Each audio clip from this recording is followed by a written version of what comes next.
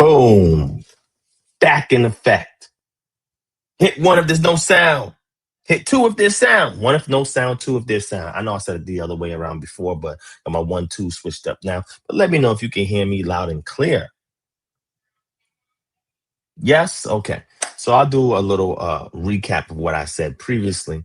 But pretty much what I said was that unfortunately, I won't be able to go live today. I want to chime in, do a quick check in session, give you an update.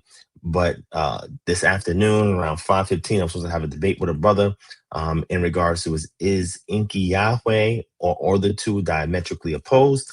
That will be taken from today and rescheduled to tomorrow, Saturday, around the same time that was supposed to happen today, around 5 p.m., 5:15 p.m. Eastern Standard Time. Best case scenario, worst case scenario, it would be rescheduled to next Friday. Couldn't do it today. I was saying earlier before you couldn't hear me that I had some family obligations, that family member in from out of town. So a lot's going on. So I will not be able to go live around that time, unfortunately. So I just wanted to go live now and do a quick check-in session to give y'all some updates, see how y'all doing, et cetera, et cetera. All right. No, it's not on Clubhouse. That debate will be here live on YouTube. Right. So it won't happen today. Best case scenario will happen tomorrow. Worst case scenario, it will happen on Friday, right? So I've been trying to get a Nuwabian to do this debate with me on this platform for some time, and I know several Nuwabian individuals, and I would say all of them refuse to do it. Right? I had a couple of Nuwabian brothers on the platform before, about 3 Nuwabian brothers on the platform before, but we never dealt with this particular subject matter. I normally debate this with the conscious community on Clubhouse, right? And then individuals I know in other circles in the conscious community outside of Clubhouse, but I've never done a formal one here. We're going to get to the bottom of this madness. Now, I did address Elder Rakar of GOCC this year in regards to him teaching that Yahweh is Enki. But then he says Yahweh is Baal. Baal is not the same deity as Enki. They're 2 separate deities. They're not the same deity, right? So I see that GOCC has a lack of understanding as it pertains to the ancient Near East, the pantheon of deities, epics, myths, and all that other fun stuff, right? And the comparative cultural analysis, right? When it comes to the personification of the environments and them personifying them to be deities themselves that are over said domains, etc. And I've addressed GOCC on that, right? I have not gotten a response from GOCC on that. No elder from GOCC would discuss that with me. Other Ricard obviously is not going to debate that with me. So there's other people in the community that believe that, and it's the infiltration of knowledge that comes from the conscious realm, the Nuwabian realm, and outside of the Black conscious and Nuwabian realm, from things like ancient aliens and Zachariah Sitchin's work and etc. Like it comes from all these different angles, and academia just laughs at this. Scholars laugh at this, and I just shake my head at this. And I'm like, well, why do white people believe this, right? And then so what I decided to do, and I'm gonna give you a little update, right? So you'll know. And again, hopefully the camera looked good. It looked good to me, so hopefully the camera looked good. Right? I'm just saying because y'all know I'm on the Mac right now. So I say this to say, leading up to this point, I put a couple of Easter eggs on Patreon. So if y'all on Patreon, you've been following. If you're not on Patreon, why are you not on Patreon? www.patreon.com/divine prospect. Sign up for Patreon. You can do the $50 tier to get in class. Class will resume next Tuesday. We're going to have fun in class, right? We're going to go over all the constituents that we find in the clause of Genesis chapter 1, verse 1. We're going to identify who is Elohim. I gave you a sample of that. We're going to identify what does bara mean. We're going to identify what is Shemayim, right? And what is Aretz, right? Or Haaretz and Hashemayim. We got to identify what these elements are, right? What is the text talking about by using the immediate context within Genesis chapter 1, right? Now, this is part of our 7-step inductive research analysis approach when it comes to scripture. And as we get through all 7 components, we'll be able to decipher any scripture of the text. Any scripture of the text we can decipher, right? And I'm going to show you how to do it. We're going to use one passage in the first course of the Tanakh or Old Testament, and then we're going to use a passage in the New Testament because they're both written in 2 completely different languages. So the grammatical, lexical analysis aspect will be slightly different. However, everything else should be very similar, right? And once you learn the KHM holistic research paradigm for Bible study approach, then you can deal with any text, right? But in regards to this Yahweh and Enki situation, I decided, okay, you know what? Let me create an image for it. And I created an image for it. And you see Yahweh about to serve Enki, right? Because that's what I want to portray. Like Enki is inferior to Yahweh. Like Enki is not on Yahweh's level. The Most High's level, Enki is not on the Most High's level. So after I made that image, a lot of people like that image. I like that image too. I thought it was cool, right? Once I created that image. And then I said, you know what? Let me do a comic. Yeah, let me do a comic. So I actually got a 40 panel comic book that I created of Yahweh versus Enki. It's called Return. What is it? Return of the Primeval Subverter. You're gonna say Primeval Subverter. Yeah. So I'm gonna give you. I'm gonna share a preview of two of the panels with y'all.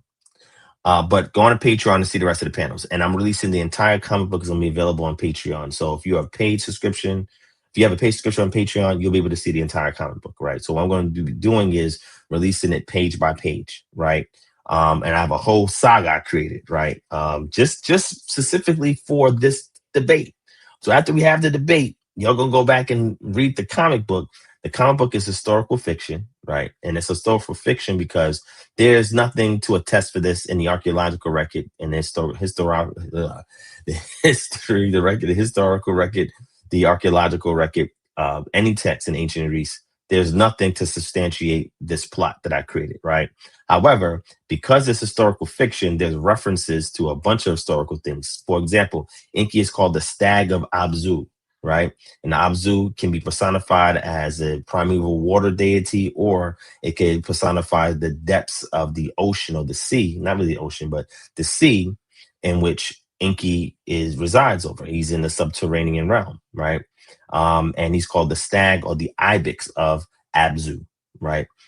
So you have like references like that. Where I talk about the domain of Enki, the historical elements in regards to Enki, and then I speak about the Most High, Yah, right? And him being the cloud rider and responsible for the storms, the thundering and lightning. You know what I'm saying? And how he even appears on the mountain in a bolt of light is crazy, right? But you've seen a couple of panels on the Patreon. Those of you who sign up for the Patreon. And I did that specifically to show Yahweh's sovereignty, dominion, and rule that nobody can resist it. But Enki attempts to do it because Enki is known as a trickster. He is known as a subverter. He subverted his brother Enlil's plans to flood and kill off mankind because they were too noisy. Mankind multiplied too much. And because of the multiplicity of mankind, they created a great uproar, a great cry that reached unto the realm of the pantheon of the Anunnaki. And the Anunnaki said, we got to get rid of mankind, as opposed to the Most High Yah created man to rule over the dominion of his, or have dominion under his handiwork in the earth, and told man to be fruitful and multiply. See, the text of scripture is a polemic or apologetic, depending on how you see it, against the Neo-Babylonian and the I would say the East, ancient Near Eastern epics and myths, what we call the Mesopotamia section of epics and myths. And you'll see when we go through this, when I have this conversation with him, I'm going to show him this. I'm going to say, there's no way Enki could be Yahweh. There's no way Enki could be Yah. There's no way that could be possible, right? And then I'm going to go into it. But with the comic helps to reinforce this, right? So I create a plot. Elder Zaken D. Glenn is crazy. I created a plot that is engaging, that is intriguing, right? For you to want to read the rest of the comic, because in this plot, the Most High Yah is personally coming off his throne to deal with Enki. You're gonna be like, what? The Most High? Yes, I say he can get any other one of his celestial subordinates to crash out on Enki, but this is personal. He wants to take care of Enki himself. Now, the reason why I say this also ties in to the classes, right? So In the classes I went over with y'all, when we go into the language of Genesis chapter 1, we have to determine what are we dealing with. Are we dealing with a dependent clause, an independent clause, is it being referenced in a temporal sense? Is it referenced in the absolute sense? Is it referenced in a summary sense, heading sense? What are we dealing with when we look at Better Sheet 1? And it's the immediate clauses that follow it, right? In verses 2 and verses 3. And my position, which I shared, is that Genesis 1 and 2, that primordial substance uh, pre-existed before Yah created everything. That doesn't mean that Yah is not the creator of all things. It's just that according to the narrative in verses 1 to 3, there was a pre-existent substance in which the wind of Yah was moving on. And we'll see that same imagery in the book of Exodus or Shemot, where the Most High is moving on. He sends an east wind to move on the waters, Kadem, on the east wind to move across the waters so that the waters themselves can rise up and dry land can appear.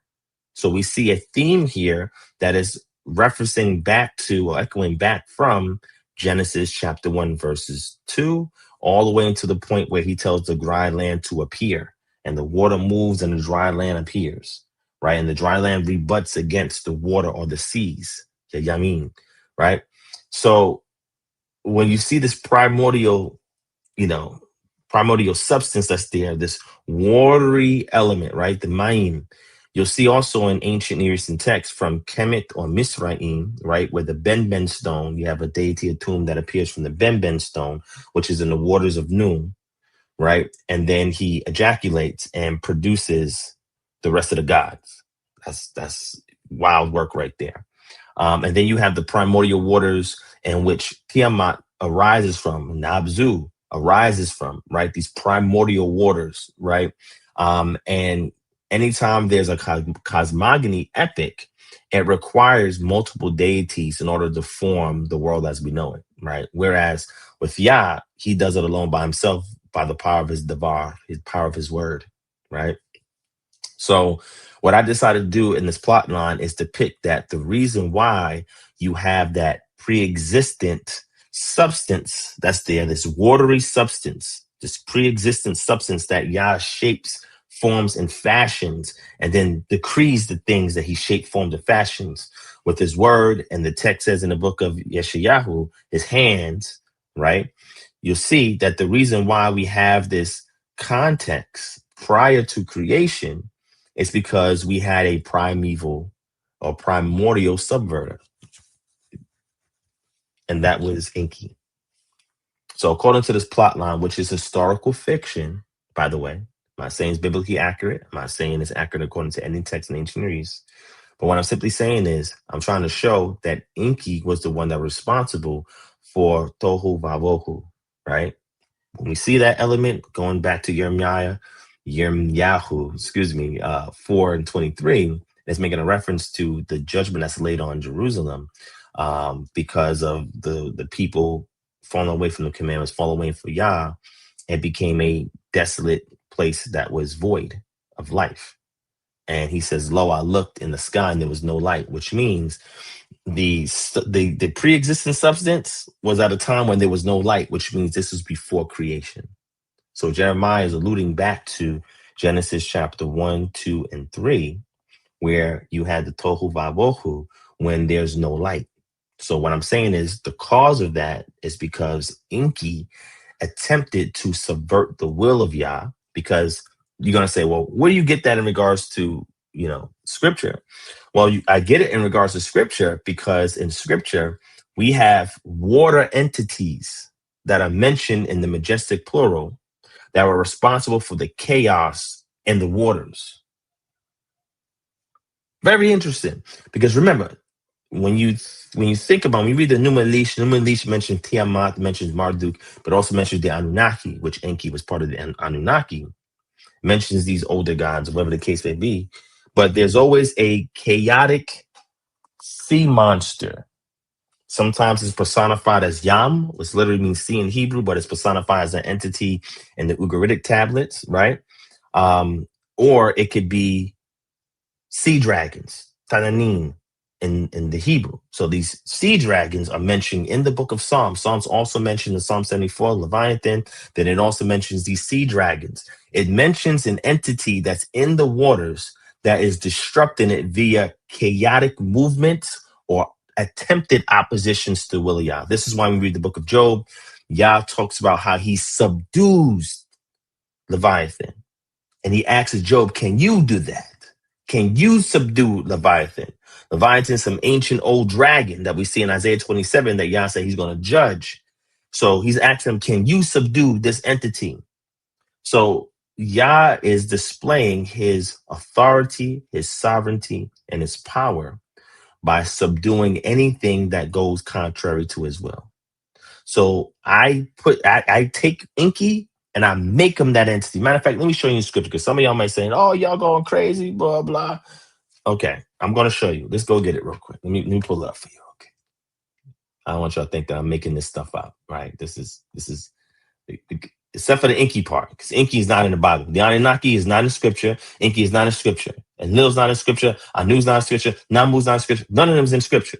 So when people tell you that madness, they just got to prove it. I invite them to have a discussion. They never show up. I mean, I'm just saying. All right. And you'll see. Oh, shoot. Hold on. Let's see if I can get that. Let's get that. So I'm going to show you two scriptures real quick. We're going to go to Tehillim 74, and you'll see where it mentions the Leviathan, but it also mentions the sea monsters. And then we're going to see Tahumot.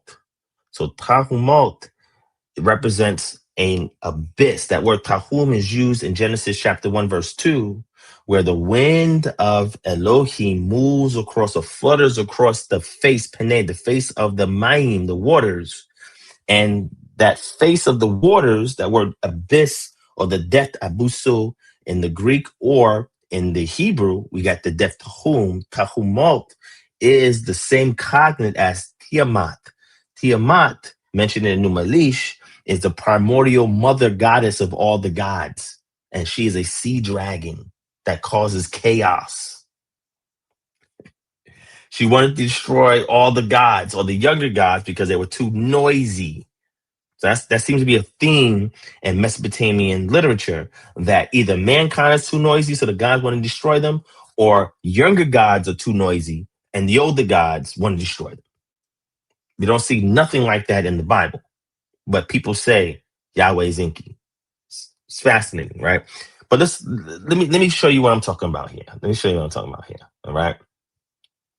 Let's go to let me show you this on the screen real quick. Hold on. Let me bring it up. Let me bring it up. Right. And again, if you're interested in the comic, go to the Patreon. It's there. I give 5 panels as an introduction. See what y'all think about it. Let me know if you want me to release the rest of the panels and the rest of the storyline. I wrote that storyline myself. Some of those images, I sketched it and I use AI to bring the rest of it to life. Bro, we're not playing games over here. I'm putting work in because I'm trying to show that Enki is not the Most High and Enki cannot win against the Most High. We're going to see that, right? So Psalm 74. Let me share my screen. Let's get into it. Let me show it real quick. Again, I can't stay long, but I do want to show you because I really want to hype this up. I think it's going to be a really good conversation, right? I think it's going to be a really, really good conversation, right? All right, so Psalm 74. All right, let me zoom in. It does look a little small. Okay. And it says, I'm going to jump down to verse 12. Yet God, my King, is from of old, working salvation in the midst of the earth. You divided the sea by your might. You see that? The dominion he has over the sea. In ancient times, the sea was chaotic. No one can subdue the sea. Only the Creator can. So the psalmist is saying, you divided the sea by your might. You broke the heads of the Tananim, the sea dragons, on the waters. You crushed the heads of Leviathan. You gave him as food for the creatures of the wilderness. You split open springs and brooks. You dried up ever-flowing streams. Yours is the day. Yours also the night. You have established the heavenly lights and the sun. You have fixed all the boundaries of the earth. You have made summer and winter. Yah is creator and has dominion over these entities. So you see here, right? This footnote here for D, or the great sea creatures. Well, let's find out what that great sea creature is. You know, say, Divine, what are you talking about? I'm gonna show you. Just hang in there. I got you. Show you something, right? Just give me a second. I got you. Right? We're gonna go back in Psalms. Right?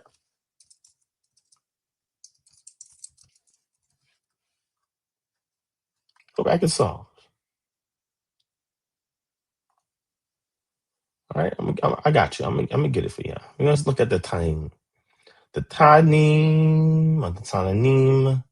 Let's go here, and I want to show you in the Psalms something else that's very interesting. Let me pull it up real quick.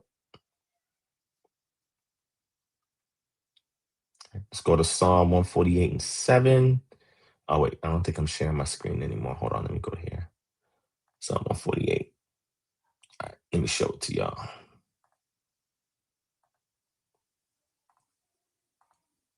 All right. Okay. Psalm 148 and 7. Praise YHWH from the earth, you what? Great sea creatures and all deeps. What you mean all deeps? The heck is an all deep? Fire and hail, snow and mist, stormy wind fulfilling his word. Let's take a look to see what he's talking about. Let's take a look. Let's take a look. What is you talking about, David? What are you talking about? Okay.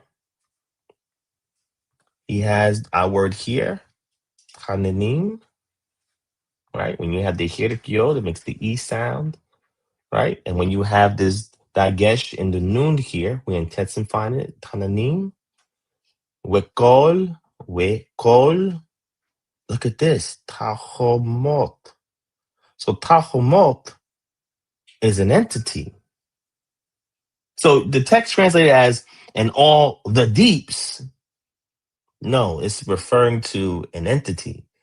This is in the intensive plural, majestic plural, in reference to this entity. Same thing is with the behemoth or the behemoth, right? What we say in English. But these are ancient creatures that are in the depths of the seas and by implication the oceans that cause disturbances in which Yah has to control them and or destroy them and or subdue them or put hooks in their noses. Matter of fact, let's go to Job. Let's go to the book of Job. Let me take a look at this.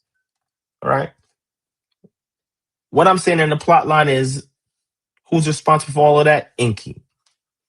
Enki is the antagonist, right? Causing all of this. And he was subdued so that the creation that we are aware of can take place. Right? And now he's coming back to resist Yah again. We have that in Isaiah chapter 27. The divine thing is causing an uproar again.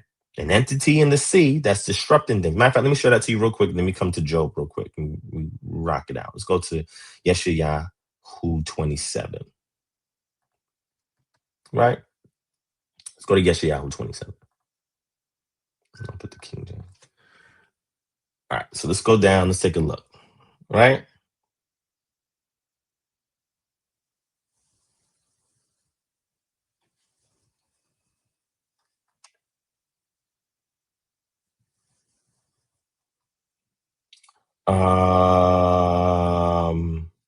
Let me see. Asherim or incense. Is this the one I want? Yes. Let's see. Yeah, right here, verse 1. Tripping. And that day, YHWH with his hard and great and strong sword will punish Leviathan, the fleeing serpent, Leviathan, the twisting serpent, and he will slay the dragon that's in the sea. Now, this is a reference similar to Marduk and Tiamat, because Marduk split Tiamat in two. He destroyed her and used her body parts to create the universe in a new Malish, right? And in ancient, in the Mesopotamian Epics and myths, there are various ways that the world was created. Thus, multiple cosmogonies, right? And multiple anthropogenesis stories, right? How man came to be, right? So we see that in some point in the future, there's going to be this battle between Yah and Leviathan, because Leviathan is considered an agent of chaos. Yah is the agent of order. And the reason why Yah created man is so that he can keep order on the earth. But when man disobeyed Yah, all he did was seek out his own schemes and devices.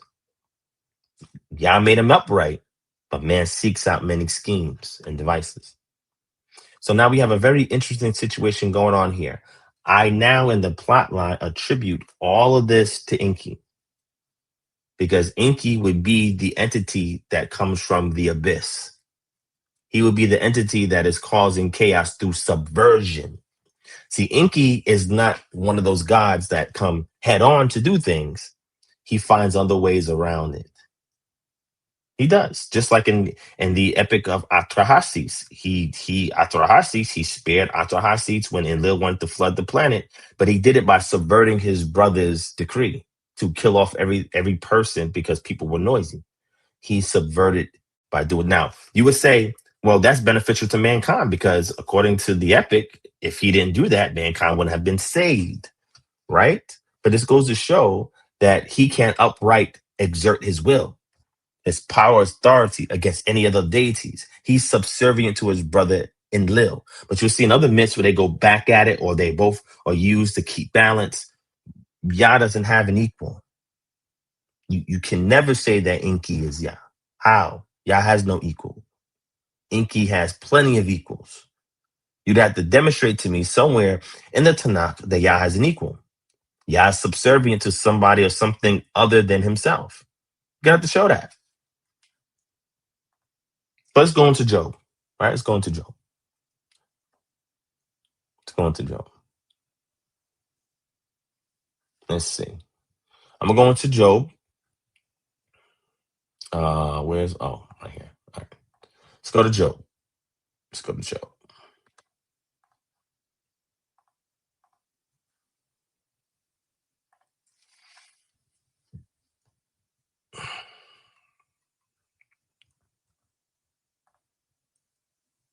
Okay.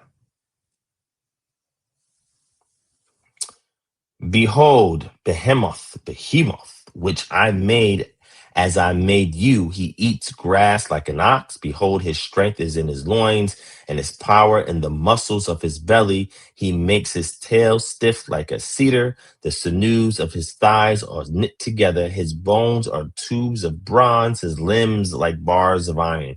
Now, there's some creationists who say that this is referring to the Brachiosaurus, right?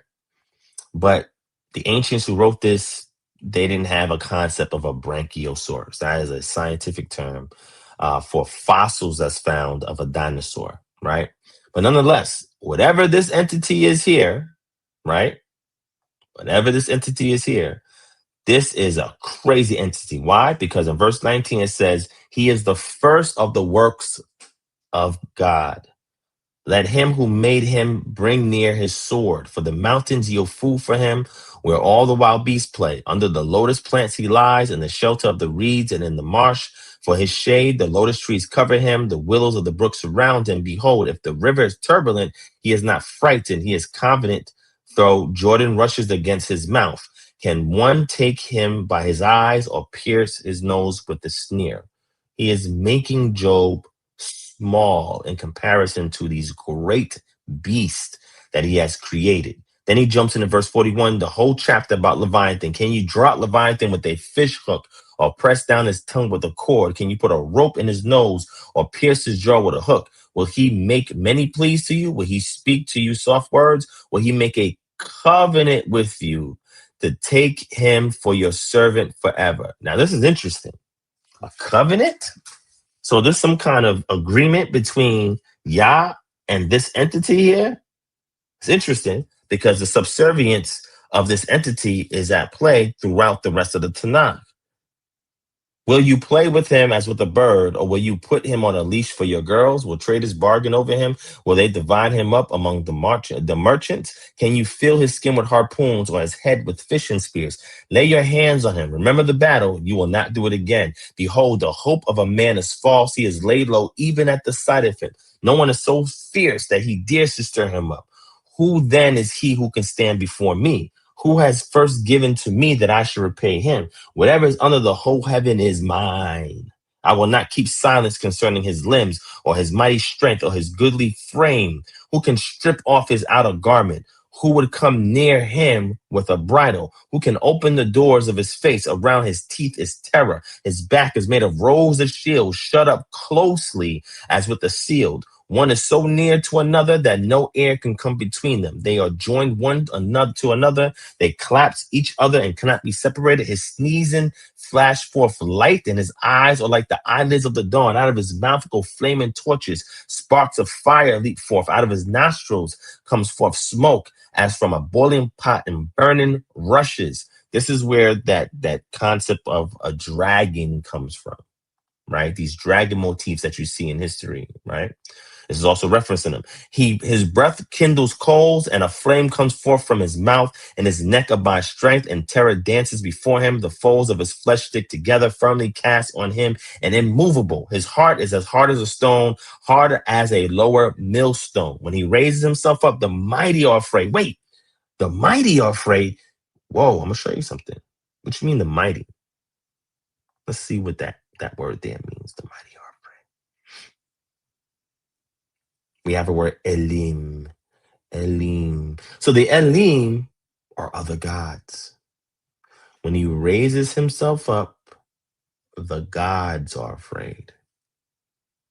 You see that? That's not Yah. But other gods, other powers are afraid when he raises himself up. Now, sometimes it's translated as the mighty, meaning mighty men in the earth, right?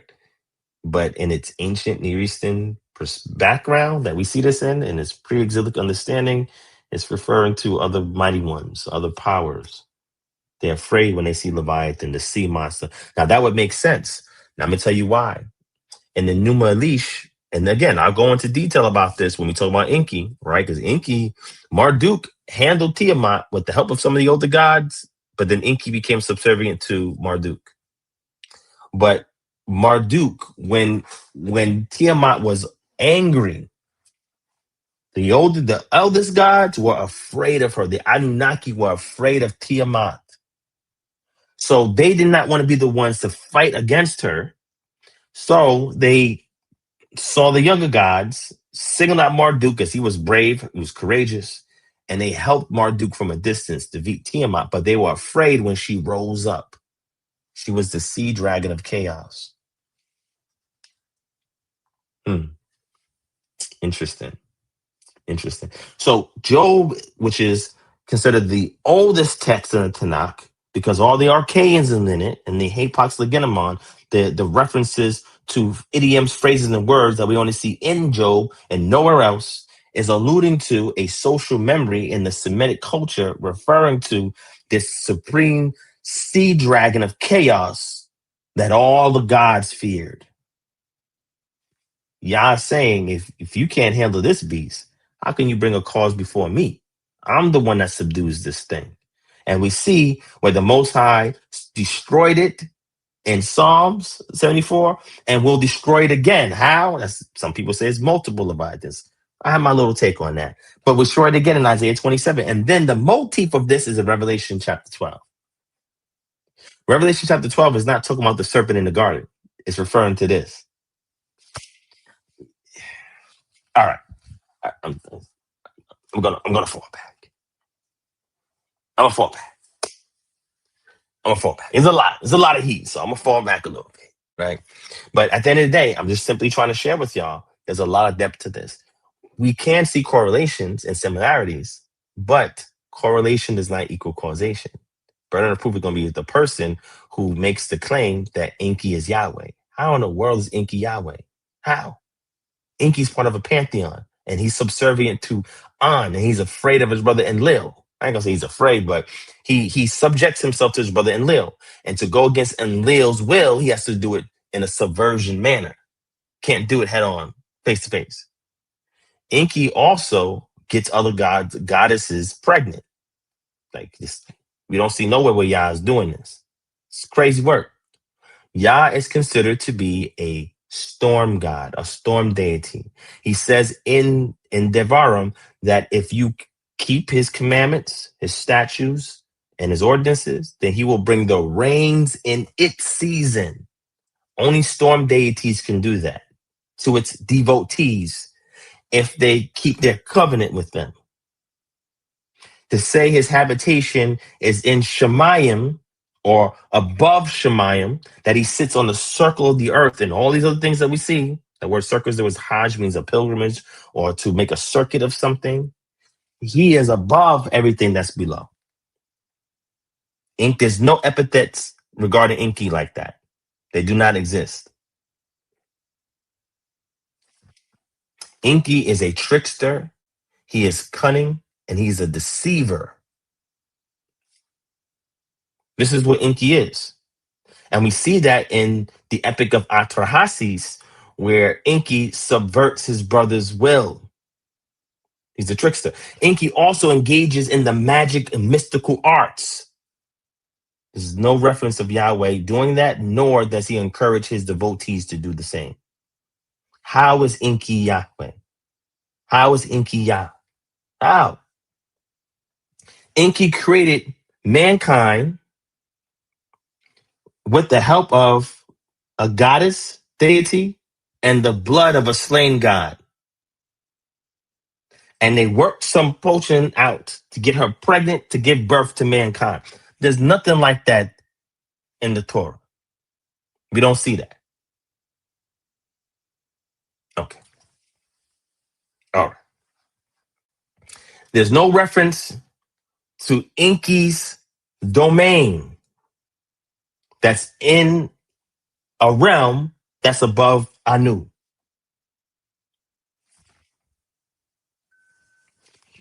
There's not. You'd have to show that. And that would be very difficult to do. What I'm saying is people can only get away with this stuff, but people who do not read these texts, who do not understand the ancientries, these are the only times they can get away with that. Whenever I have conversation with brothers like this, I always tell them, show me the primary source for that. Where's that at? Where can I go to see that Enki is Yahweh? Enki is Yah. Enki is Yahweh. Where can I find that at? Where? There's too many differences. The only thing they can allude to is like, oh, well, Enki, he helped Napashtim in regards to the flood. He helped Atrahasis in regards to the flood. Okay. But guess what? Enki was not the one to decree for the flood to happen and destroy all mankind. Yotewave decreed that to happen. And it was so. He didn't have to subvert anybody else's will to do so. It's different. The ark, in regards to Noah's ark was about 3 stories high and it was designed to float. Atrahasis and Upnapashtim, their arks was immovable and they were 5 stories high. They weren't meant to float. Now, we do have some correlation in regards to what was let out to go see if there was land, like you had doves and so forth.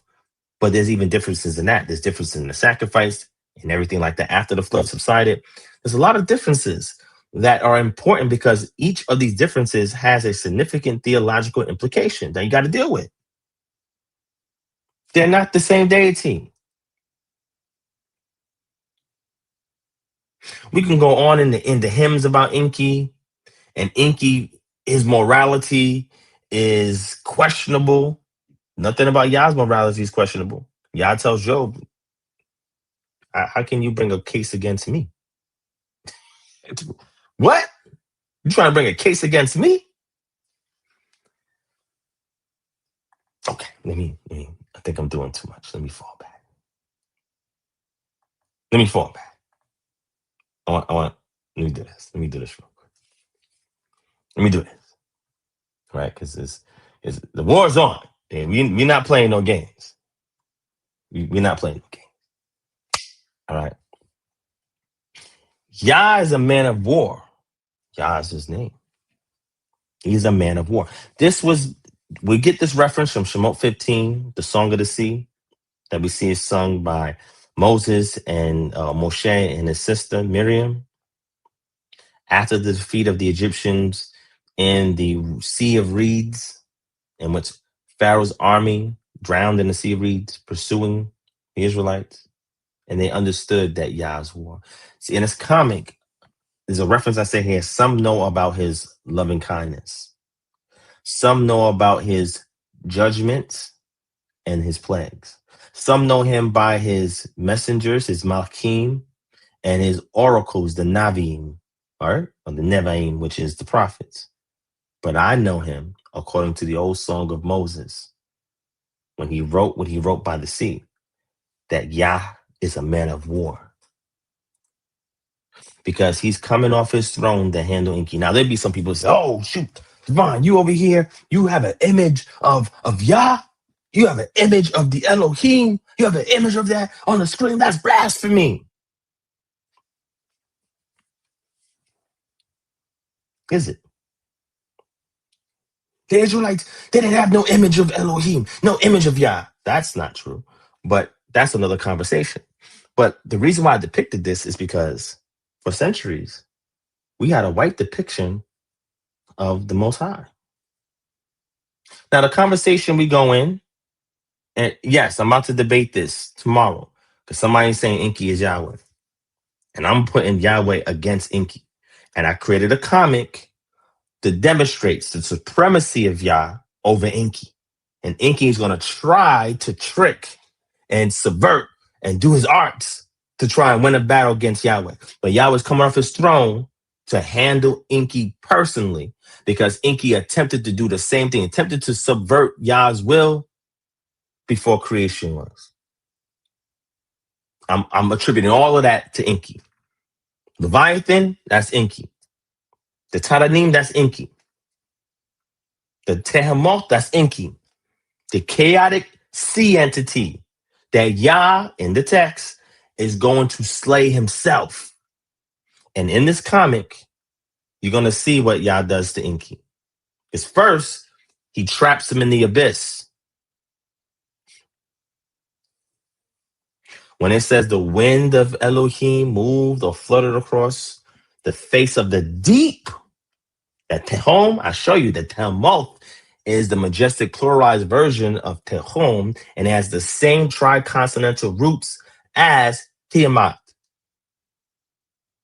in the Enuma Elish in Neo-Babylonian scripts. Enki is a subterranean deity. His chaos is trickery. Yah's not having it. So, in order to address this imagery that I showed here, like I said, for centuries, we had a white Yahweh. Hey, let me show you one of the most famous ones. Let me show you. You ready?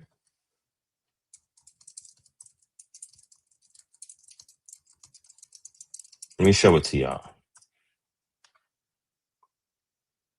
Let me show it to y'all. I'm gonna show you. I'm gonna show you what people say he is, and when I try to counter that, because image is everything. The reason why we saw our brothers and sisters still in the continent of Africa is destroyed because they think that their power is white. Even before the white man brought Christianity, they had a deity that looked like them. But now we got this white deity here. Let me show you. Right? This image is everything. I'm trying to show y'all. This is God right here. Right? On the right. That's God. That's God right there. See him touching fingers with Adam? That's God. This is what we've been made to believe, us and our ancestors, that this is God.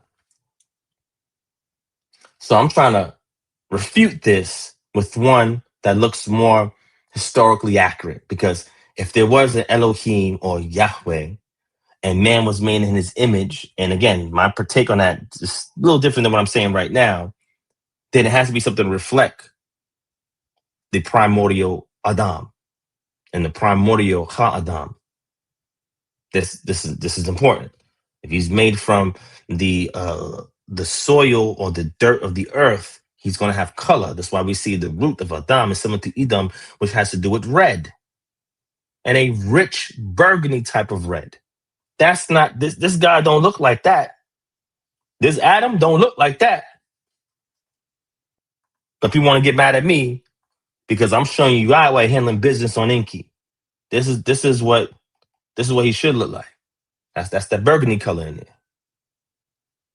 I'm just saying. Okay. Let's get into Shemot chapter 20. Some people will say, oh, Divine, you violating Exodus chapter 20 by even making any depiction of it. First thing I got to say is, have you ever seen Yah with your own eyes? I've never seen him with my own eyes.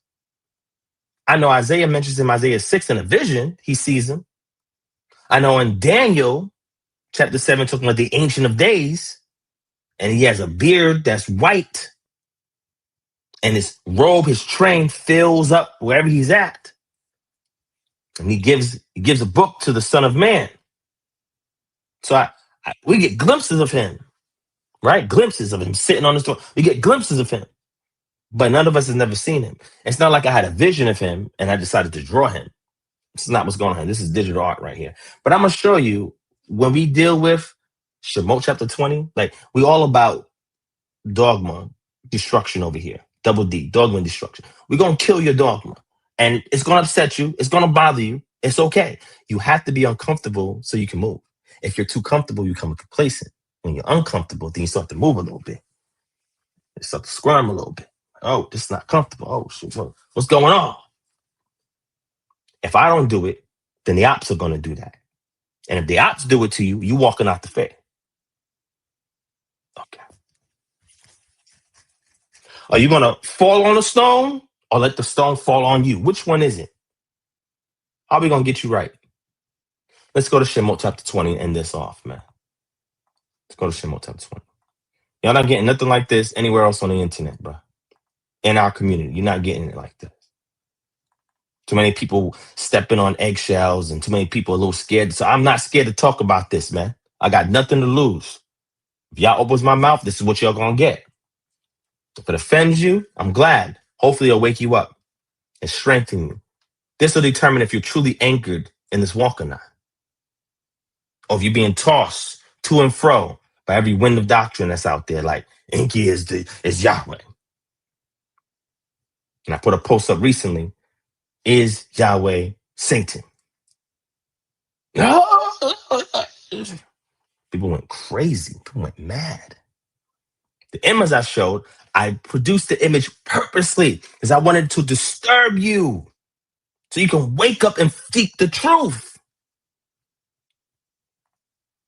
Okay. Let's go to the imagery that got everybody upset. I'm going to go to it real quick. All right, let me pull it up. Some people got mad at me for that. It's all Gucci. All right. Let's pull it up. Let's pull it up. I want to disturb y'all a little bit.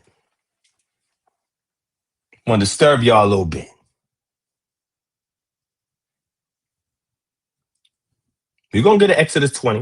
I'm going to show you how I'm not violating the commandments. Maybe y'all are. I'm not violating no commandments, bro. I'm going to show it to you. But first, I want to disturb you into the truth. I posted this on social media. Everybody went crazy. Well, it wasn't this image. It was the other image I created of Michael and going against the devil, like having a battle. It was a war in heaven that we see in the book of Revelation. So I made a depiction of Michael and Ha-Shatan. Not Satan or Shaitan, but Ha-Shatan. The adversary as opposed to an adversary. And I'm going to answer this question right here. Is YHWH Satan? Yes, he is. Because you know what Satan means? Satan just simply means an adversary. One that is in opposition of another's will. Is he Satan like this monstrous being on the right side? Hell no. No pun intended. No. But when I say Satan, people think automatically, oh, Lucifer, oh, the devil, oh, this, oh, they get all this imagery. That imagery is not even biblical. Whatever this creature is on the right side, you can't find that in the Bible. Where's that at in the Bible? Show me this creature on the right side. Show me this in the Bible. Huh? Yaakov, this is going to happen on this channel, on our YouTube channel. So make sure you subscribe. Make sure you hit the bell, get notifications on. So either tomorrow we're going to have it or it's going down next Friday. Either way, it's going down. So I'm saying this because I want people to wake up. And I can always prove there's dogma somewhere just by disturbing you with my words or with images. But if you're comfortable in your walk, this don't bother you. It intrigues you. They say, wait, what do you mean is YHWH Satan? Let me investigate this matter first before I rush to a conclusion. I know this image, for anybody that's dogmatic, this will disturb the hell out of them. Okay. All right. Don't get mad. Don't get mad. Don't get mad at me. But if you're interested in me delineating this information in regards to his YHWH Satan, go to our Patreon, www.patreon.com/divine prospect. I have a whole post on there going into detail about this. I'm just letting y'all know. I know this disturbs somebody. It's dope art, but it's fictional, right? I'm not saying this is really the Most High.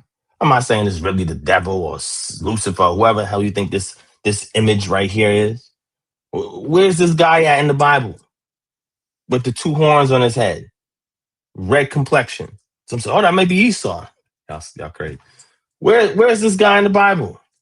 Where's the guy with the pitchfork? Where's he at in the Bible?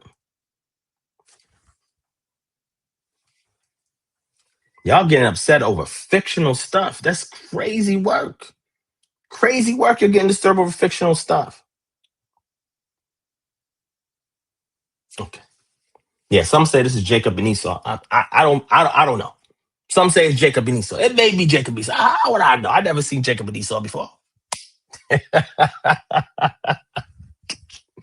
Let's get into scripture, man. Let's get into scripture. But y'all rather see this though. You'll rather see this though.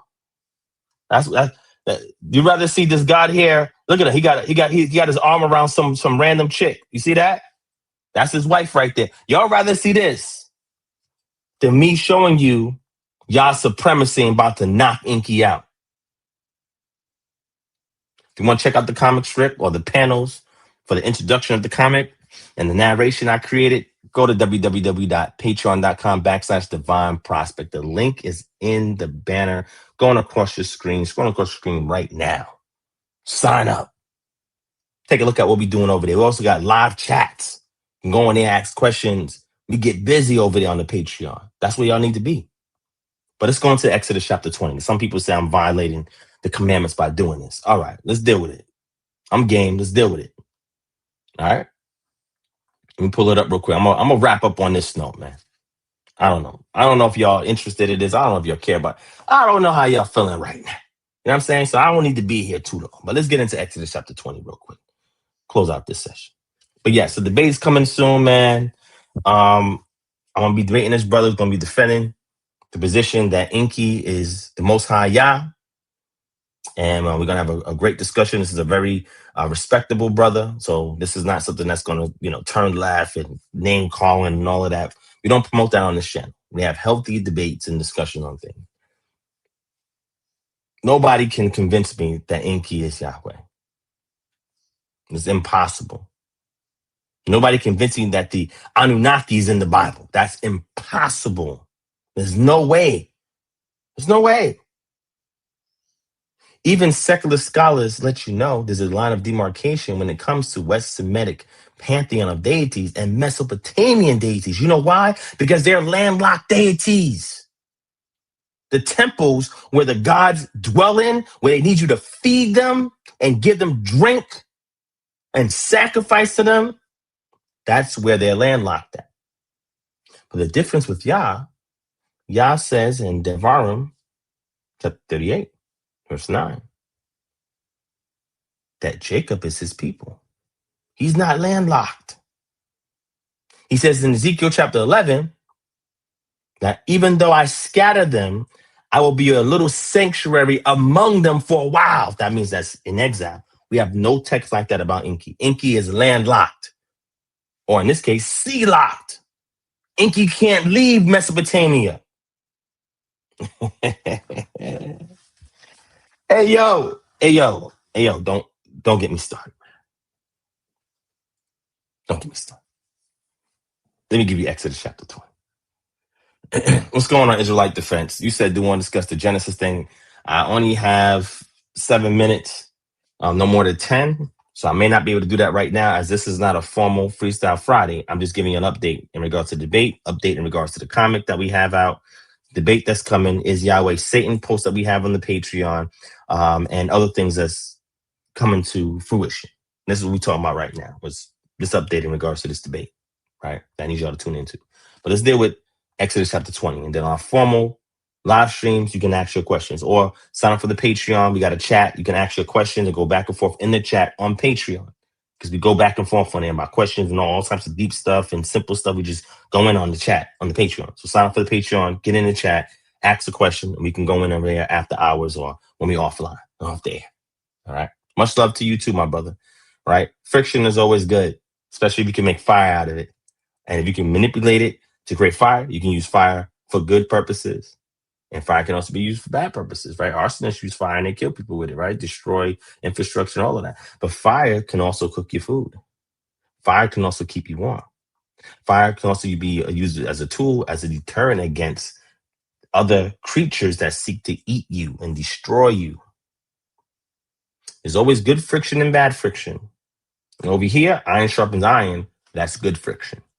So I'm okay with the opposition, with the questions, with the critical thought in regards to the things I say.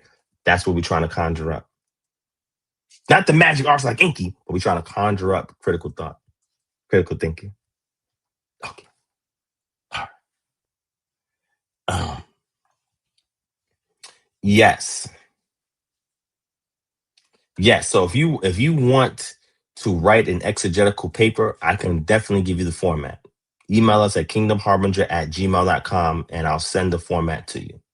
All right. Just follow the format, input what you learn, and and pretty much can take it from there for itself. Hold on 1 second, yo.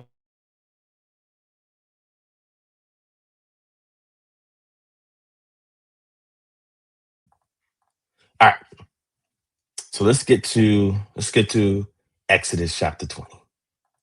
Okay. I know I disturbed some of y'all. I see the numbers jumped down about 7, so I know some of y'all got a little upset over that. It's okay. It's all right. You'll be all right. I know you're gonna come back. You're gonna go back and look like, man, the divine is right. What does he mean that is YHWH Satan? Yeah, he was an adversary in scripture. And you'll see in the post who he's adversarial towards. I didn't write that. I didn't write that. Why are you mad at me? Because your dogma is affecting you right now. You got dogma disease. You got double D. Okay. So let's deal with Exodus chapter 20, right? Exodus chapter 20 says, you shall not make for yourself a carved image.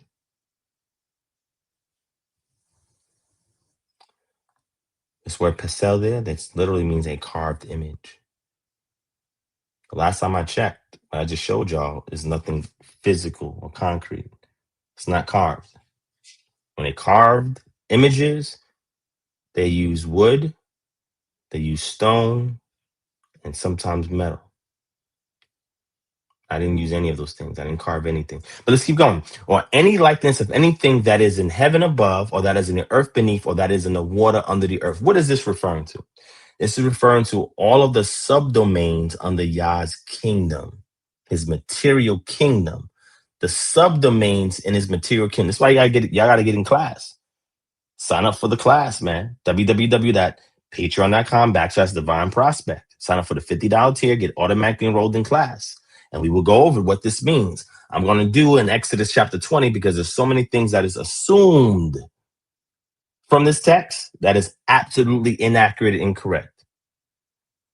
This is one of the commandments right here. Okay. So let's go ahead and show it to you. Let's get the book of Genesis. We're going to see what these subdomains are. Yah is not in any of these subdomains. That's not his habitation according to the text. But anyway, so the first thing we have here, verse 6, let there be an expanse, the rakia, in the midst of the waters, and let it separate the waters from the waters. And God, Elohim, made the expanse to separate the waters that are under the expanse from the waters that were above the expanse. And it was so. So this right here is one domain he created. This is the second domain. Let the waters under the heavens be gathered together in one place and let the dry land appear. This is the aret. This is the other domain. We got two domains here. And then he makes another one. But before he does, this land, he populated with vegetation. And this rachia that you see, this expanse, he puts lights in them.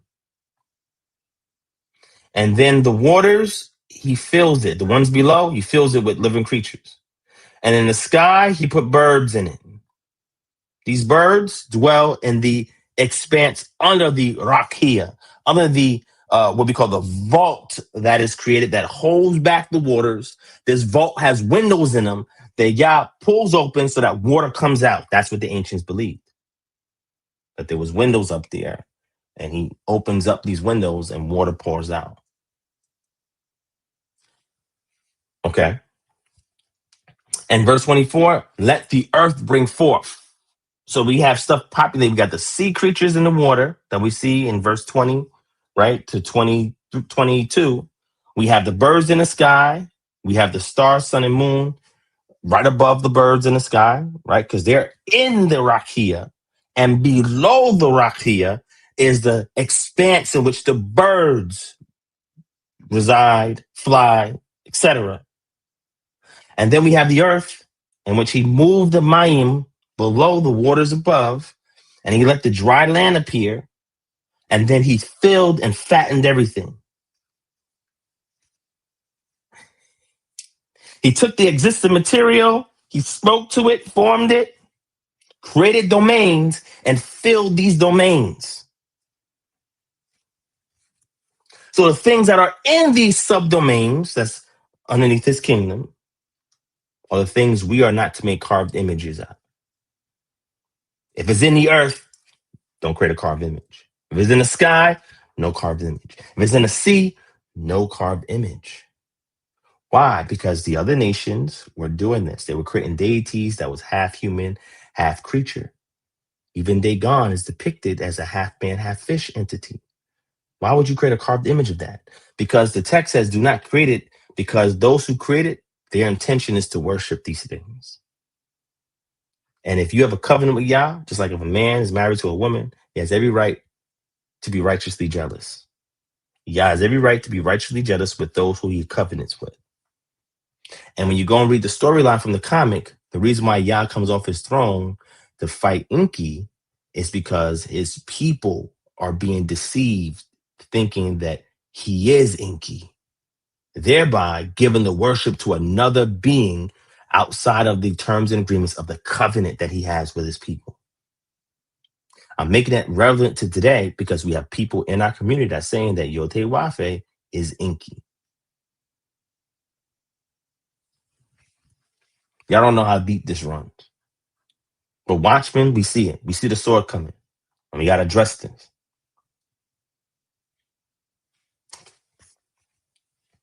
Oh, get wise. The comic is on Patreon. Go to Patreon. Just look through the post. You'll see it. It's one of the recent posts up there. But it's not the full comic. The full comic I'm releasing page by page. And I'm going to do it after the debate. Right? So, but we do have an introduction to the comic. It's 5 panels. Well, 6 panels. 6 panels with narration. Right? But it's in the alpha stage. But it'll be completed after the debate. All right. No, thank you. I appreciate the support. So somebody says, Gels MSK says, so an oil painting of the Most High isn't a graven image. According to the text, that word graven is something that is carved. And the items that are carved in this time, I'm talking about the Bronze Age period, are going to be items that's made from wood, stone, and metal. Remember, at that time, they also had petroglyphs, which are images that you etch into stone. The text does not cover petroglyphs in this listing here. It's all about the worship of idols that men create to encapsulize or capsulate the deity's essence, so that wherever he brings it, the deity is with him. This is why when you see when the Ark of the Covenant is stolen by the Philistines, they had a statue of Dagon. Dagon is half fish, half man. But Dagon falls down. That's what y'all saying. So if I do a digital image of a depiction of Yah, I'm not saying that's Yah exactly. It's historical fiction. I don't know what Yah looks like. I have the glimpses in scripture, but I don't know what he looks like. I don't know. I'm not Moshe. I wasn't on the mountain to see him. I don't know. I know him through relationship, but I don't know him in regards to visual features. I'm creating a depiction of him, and I'm not violating Shemot, chapter 20, and the 10 Commandments, because I create a digital image of a loose representation of Elohim or Yah. That's not what's happening. That's not breaking Exodus chapter 20. It's not breaking that commandment. So if somebody says that I'm doing that, and that's different. So do you think that the Anunnaki is the son of God in Genesis 6? Dagon is Enlil. Well, I'm not going to say that Dagon is Enlil. I wouldn't say that. Dagon is a fish deity, right? He is a sea deity. Enlil is not a sea deity. And so Enki is a sea deity. Enlil is not a sea deity. Yeah. So in Genesis chapter 6, verse 4, that has nothing to do with the Anunnaki at all. That has to do with a separate order or class of celestial beings called the Watchers. The Watchers are designed to go and spy out things and come back and bring the information back to Yah. We get that from the book of Job. When the Ben Elohim came to Yahweh, Yahweh, Yah, Yahuwah, some of y'all say, they had to bring a report, and then he asked Shaitan, from whence you come? Meaning, give your report. These watchers are there to give a report. They're not there to interact with creation. When they do, they violate the decree for their role and responsibility. When that happens, they got to be judged. And if man is implicit in that, then he is also judged. As we see here in Genesis chapter 6, well, in the verse that you brought up. So when people say that Enki is Yod-Heh-Wav-Heh, show it to me. Okay. All right. I'm sorry to disturb y'all on this late afternoon going into the evening. I pray y'all have a great Shabbat that's coming up. Again, I can't go all the way in. I have a lot of stuff going on, family. I love y'all. Thank y'all for being here. I appreciate y'all. Thank you for all the prayers that you sent, words of encouragement you sent my way. Thank you so much. Thank you to those who have eyes to see and ears to hear. So when you see me make these posts, you're not assuming that, oh, Divine going off. There's several people in a conscious community. There's at least 8 or 9 of them that messaged me on Facebook and said, I'm glad you've seen the truth. I'm glad you've seen that Yahweh is a demon, that he's a devil. I'm like, brother, when did I say that? What? I'm glad you're abandoning Yahweh. I'm glad you're coming into the glorious light, brother. All right, that's what you got from that post? Like, oh, shoot. I'm like, yo, that's crazy work. It's crazy work. How'd you get that? I put a link up there to a post to go read. Did you read the post? But you see, there's still people in I'm talking about tons of people in the conscious community that I'm still in contact with, that I've been in contact with for over 10, 11 years being in this walk. I've been in this walk since 2013. So I've been in this walk for over 12 years now, right? I've been public for 11. I've been in the walk for 12. Since I met people in the conscious community, all of them will say, and you'll hear this on camera, Polite said this, Sonetta said this, Brother Reggie said this. Who else said this? Oh man. Jabari said this. Who else said this? Some other brothers I know in the YBN, they said, brother, once you get away from that Yahweh stuff, you're gonna be tearing stuff up and you're gonna be in a higher level of consciousness. They say this stuff to me. Once I leave this walk with Yah, they say that. And I say, when pigs fly.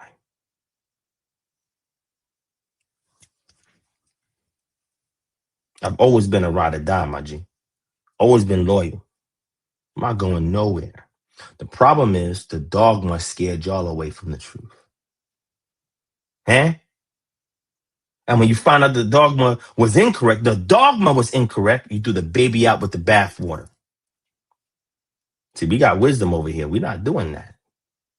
And this is why this type of debate, these type of discussions are necessary, because we are losing adherence to this walk left and right because they do not understand the information in its proper, appropriate context. You have adversaries that have created a coalition against our community. They want us away from the God of our ancestors. They want to strip our fingers, peel them back, and remove us from this text, from the deity, and from the culture. They want to erase this information. So they think that they're doing a righteous deed by moving us away from this walk. Good luck. Okay. All right. All right. My brother, School of Skills. What's going on, man? School of Skills is one of my favorite antagonists in the chat, but I agree with you here.